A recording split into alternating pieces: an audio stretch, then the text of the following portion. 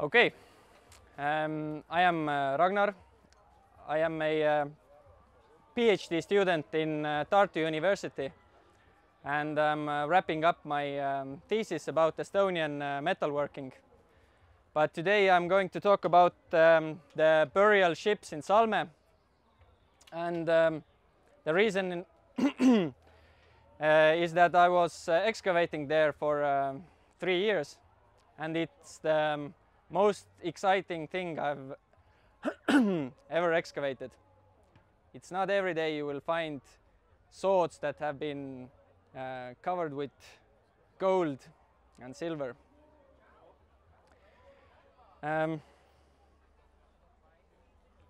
Yeah, so the location of Salme.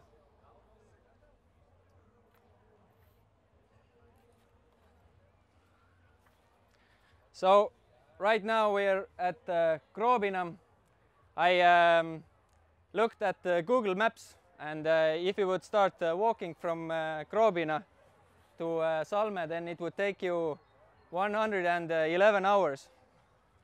I don't know how they calculate this small strait here, but if you look at the map of the sea waterways, then it's actually not so far. It's about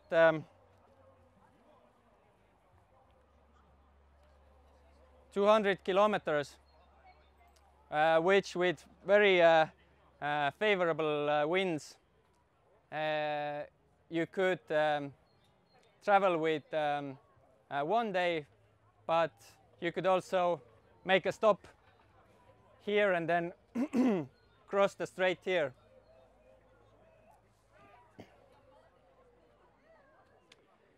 A lot of people have been working with this find, and I'm just pointing out that at the moment I'm not really working with this find. So there's a cooperation project between the Tallinn University people and scholars from Uppsala University, and right now I'm concentrating on graduating my PhD and not trying to do anything that gets in the way of that. So a little bit about the excavations.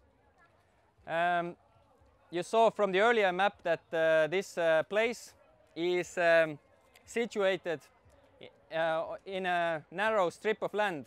So you can see sea on one side and sea on the other side, and there's like a small river here that used to be a strait. And when they were building these light roads, then they found the first ship, and when they were digging some trenches for the electricity, then they found the second ship, and these finds are very close to the now river, but the place that used to be the strait. And these finds are quite recent, as you can see. The ships themselves seem to be aligned. So the first ship is orientated northeast to southwest, and so is the second one. We don't really know the meaning of that, or maybe it was just a natural orientation towards the seashore. We tried to find ships in between those two, but we didn't find anything. So at the moment we think that there are no more ships. This area has also been dug up by this light road construction, so it shouldn't be there. So from the first ship, you know, when it was found in 2008, it was already the ship with the largest amount of skeletons buried in it. So in Scandinavia, you have burials where you sometimes have one person or a person and some animals with it. The biggest one before the Salme first ship is, I think, 4 people buried in a ship. So it was a big sensation. They also had spearheads, sword fragments, a lot of knives for 7 people, some arrowheads, gaming pieces, dices, and whetstones to sharpen the swords.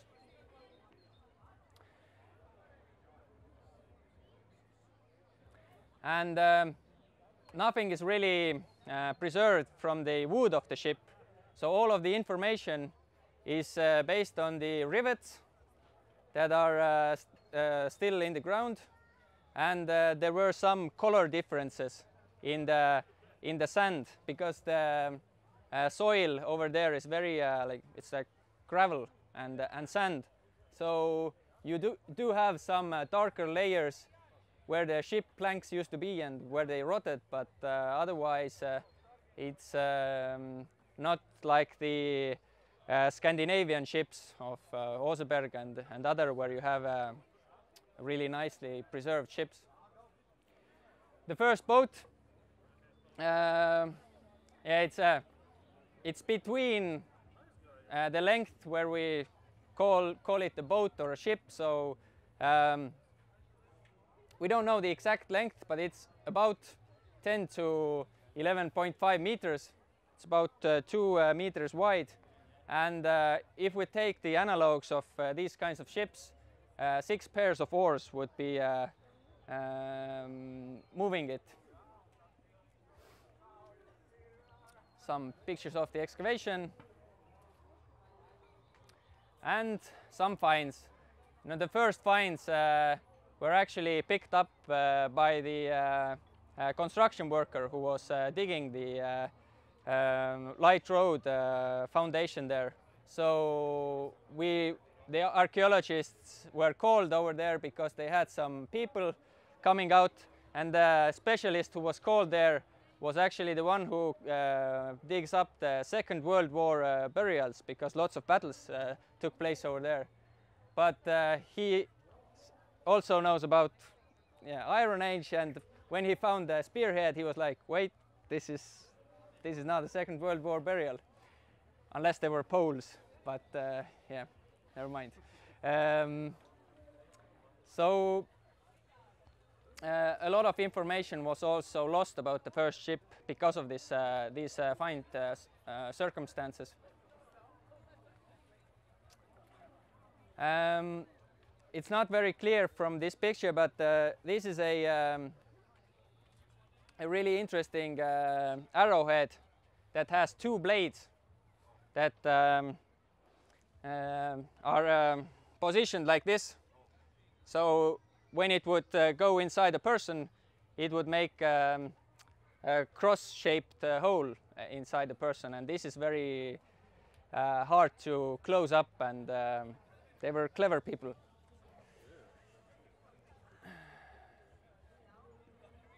Okay, then 2 years later, the second ship was excavated. It was larger. 34 skeletons were found. The fine material is still being analyzed. Metallographic analysis is being done in the Tallinn Technical University to look at the properties of the swords, because some of them are really excellent quality. They're like pattern welded with different layers of steel and iron forged together. And also other objects. I want to point your attention that this is the largest gaming piece find in the Scandinavian world. They really valued gaming pieces, or at least they valued gaming pieces as grave offerings. Maybe in the other world they were expected to play board games as well.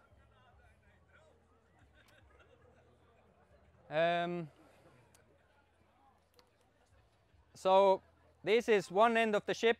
You see a stone here, and we believe it's an anchor stone because it had these grooves in it where you could tie the rope, and it was positioned at one end of the ship. Here is the other end of the ship. It was altogether 16.5 meters, I think. And all of the skeletons are in quite a small area here. And they were probably there because they were also buried under a mound of sand and soil. So they didn't want to fill up maybe all of the ship, or didn't want to make a mound as big, as whole of the ship. Maybe they were in a little bit of hurry. I'll get to that later. Few pictures about the excavation. So this is a road that leads to the school. In another picture you see a lot of people were coming to the excavation, and they were looking at these tens of skeletons lying there, and they were saying that they actually played there as kids, and they didn't know that these were in the ground.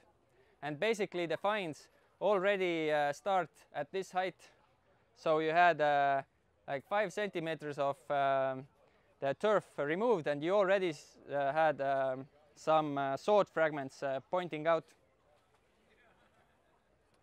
And so here you can already see the first layers of skeletons, and about like 15 centimeters of the soil has been removed.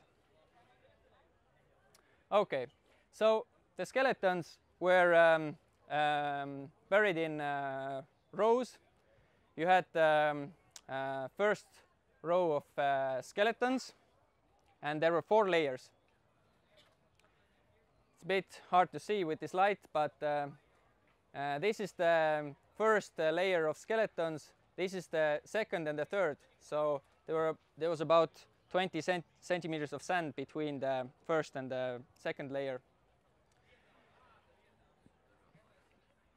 Lots of stuff had hid it, but miraculously this area has never been completely destroyed. So you have a Soviet era trench going here. So this is some asbestos pipe here that actually went through the ship. You have another cable going here. This is the new cable that with which we actually found the ship. Here is a Second World War bomb crater that nearly missed the ship, and this is the road that has also taken some parts of the find. So in the first season we didn't really manage to excavate it whole, and it was decided that we won't do a winter excavation and start with another season with better conditions, so it was covered up. And in 2011 the excavations continued. No one had disturbed the grave, and as you saw from from this picture, this is only part of the ship, so more of the ship went towards the school, and so another plot had already been staked out, and we were interested to see if anything at all had been preserved on the other side, because it seemed a bit unlikely.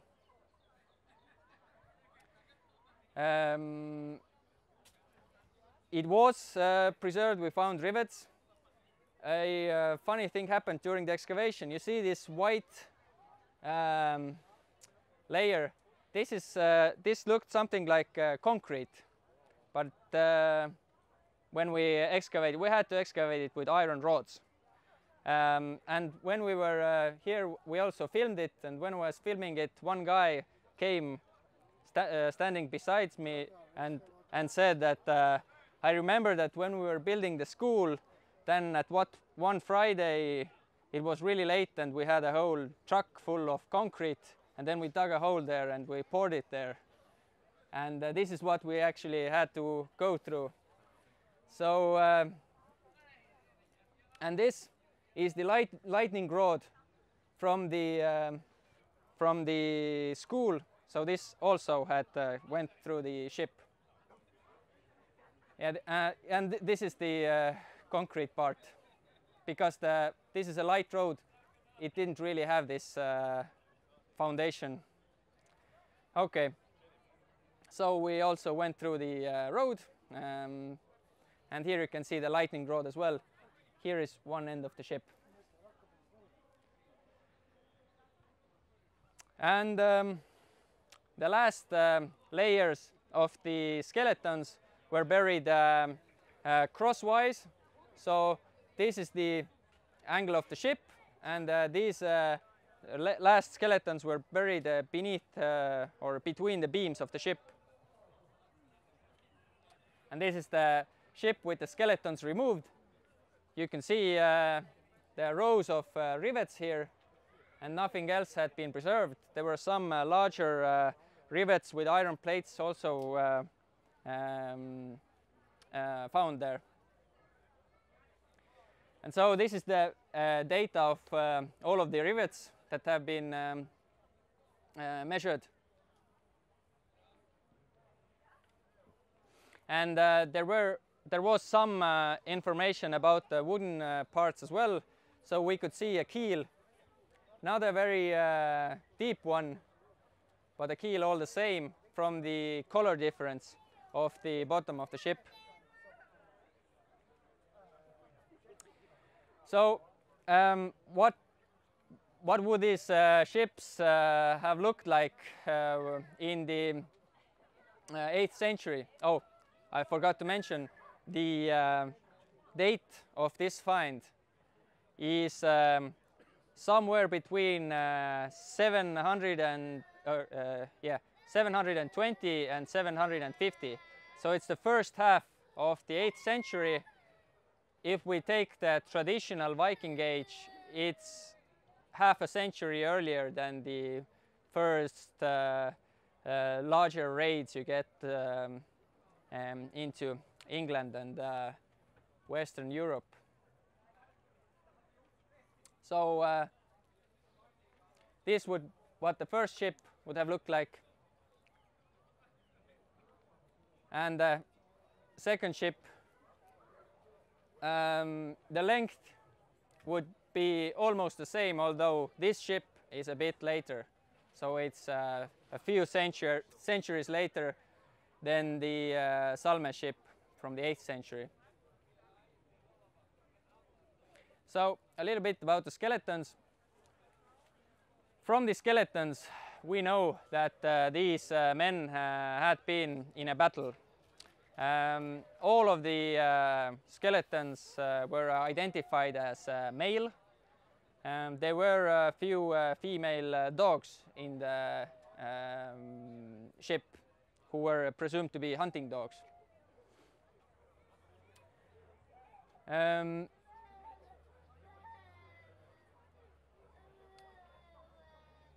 Yeah, the 3D image of the positions of the skeletons looks a bit like this. So this is a sketch to understand it. It was sometimes hard to understand because especially in the lower layers their limbs were sometimes on top of each other, and some of the limbs had also been cut off from them. So you had people whose legs were roughly in the right place, but you could see that they had been chopped off maybe with an axe or something. So they had been placed there with the body.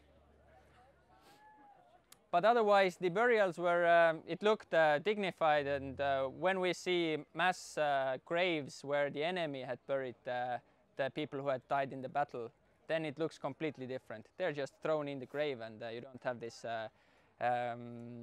respectful burial. Also, when we were excavating the ship, we found a Second World War skeleton from the area. because like Grobiņā, Sarēmas was also a place of heavy battles during the end of the Second World War, because the fronts closed. So from the north you had the Axis forces retreating towards the south, and this very narrow strip of land was actually a good place to make fortified positions. So we had lots of battles there. Okay, what other injuries we find on the skeletons? So this guy, so this is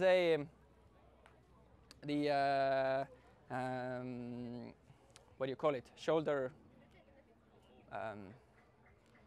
bone. Do you call it the shoulder bone? No, this part. You understand. This area of the hand was chopped 4 times. So you could see that you see one cut mark, a second cut mark, and then there's a piece between the two that had been chopped from it. So this hand was not fixed to his body when he was buried there. Or maybe it was fixed, but then it was just hanging very loose. This guy's head was chopped twice, and 2 caps of his skull had been chopped off with a sword, probably. So these were, of course, fatal injuries. A close-up of the arm injury, and the chopped skull. Another skull injury that had not been healed and is probably fatal, although it was not so deep. This is a nasty one. This is an arrowhead, and this is the upper end of the thigh bone. So he had gotten a arrow somewhere near the groin area, where you have sensitive areas, but also big blood flow, and he probably died from this wound as well. And this is also one good indication that these guys were in a battle, because we found arrowheads from the shields, from inside the bodies, from inside stomachs. So it's quite clear that they had been killed in a battle. There were some quite few jewelry also. So a few beads were found, probably from one necklace. There was a bunch of arrowheads that had been placed next to a warrior that was probably a grave good. Maybe he also had a bow there, but the organics have been totally decomposed. But this might have been an arrow sheath. There were lots of combs, and the antler combs that are very typical of the period. They had been broken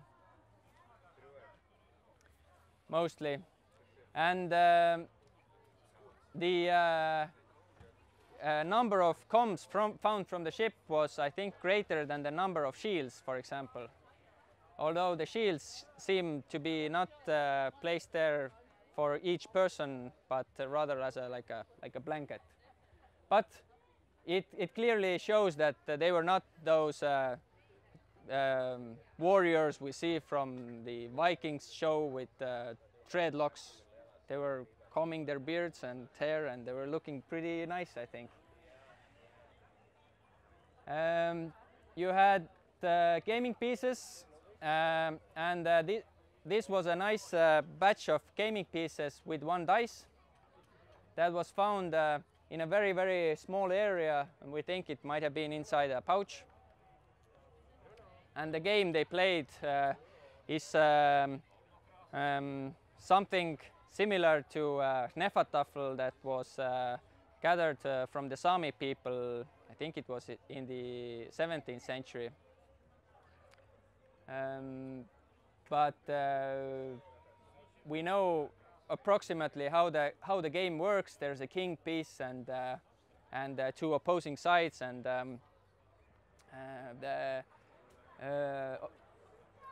the side on the outside needs to catch the king. The interesting thing was that one of the king's pieces, we recognized the king piece because when the other were just whalebone semicircular gaming pieces, and this one had a iron rivet in it, which marks it as a king's piece because it's different from all the other. This was lodged between the teeth of one of the guys. And also right next to him was the most, or one of the most fabulous swords found. So of course we had to name him the king of the ship. He also had a genetical disease in his neck that he couldn't move his head too much. So some of his vertebrae had been fused. So if you think about it, he's not maybe the best warrior when he can't look to his sides, but he might be a really good leader, pointing out where the other guys should attack.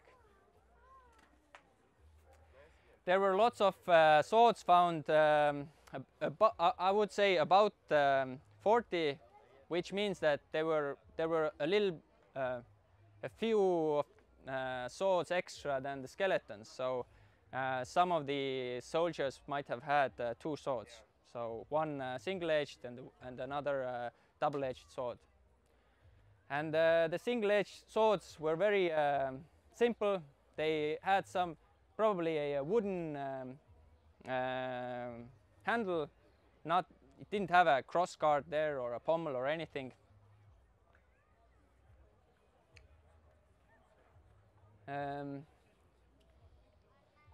Here's one where we could actually see the wooden handle. You can't see it from the picture very well, but some of it was preserved and we could actually see the rough dimensions of it. And this is, I think, so this is 70 centimeters. So you had a roughly 80 centimeters long. Some of them were really thick on the back side, like close to 1 centimeter. So really heavy choppers, and made really simple, elegant design, made for chopping off limbs. There were also double-edged swords, and all of the double-edged swords were broken.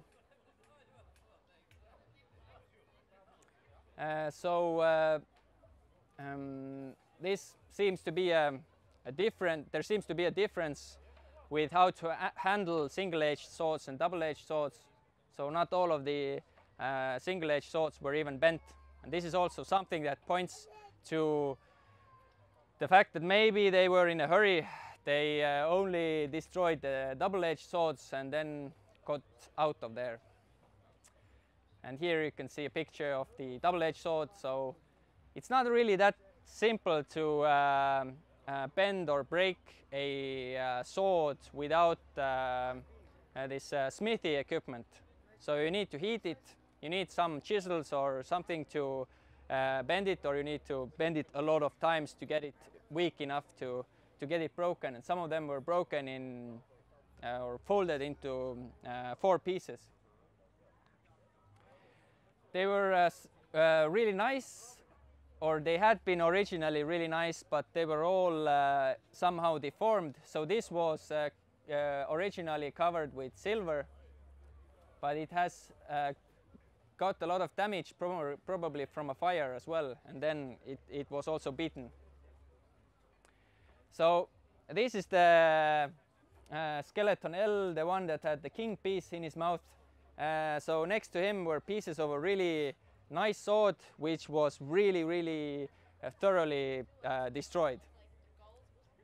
So you can see the pieces are together. So originally we know that, or we could also see that this piece was gilt, so covered with gold. This piece was covered with silver, and the other piece was covered with gold. I'll show you a picture.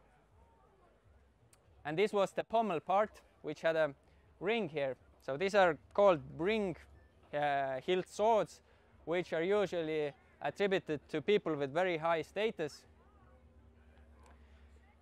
What this sword would have looked like before its destruction is something like this. So we have gold, silver and gold. You have the pommel area. Everything fits quite nicely. The sword that the high status warrior in Salme had probably had an organic grip area like this one, because we didn't find any these like handle pieces from here. And it also probably had some decorations on the scabbard, but we found these decorations from other areas of the boat. So yeah, unfortunately our sword looked like this, but we know from the analysis what it originally could have looked like, and I know that one, we call him the best Latvian smith in Estonia, Eidis, will probably try to make a reconstruction of one of the better looking swords from Salme. Another really nice example was found from the edge of the ship, and this one also had a gilt handle with really nice decorations, but also totally destroyed. And the pommel part, now it has been cleaned and conservated as well, and when the publication will come out, this all will look nice and shiny and gold, but it also has gemstones in it, and probably had a row of gemstones on top of it as well. A few of the sword fragments had gold inlays on the blade. So this is an X-ray of the sword. You can see the gold wire with a really nice pattern here. And here's another one which doesn't show this well, but yeah, you see some lines coming like this. Basically what we have on the picture is something similar to the scabbard decoration we found from there. So it's basically a stylized guy of or animal or a mystical being like they usually are. So it looks like they have horns, but we don't know if they're really horns. It looks like they have mustache, but it's not really sure what they are. But they have eyes and a nose and eyebrows.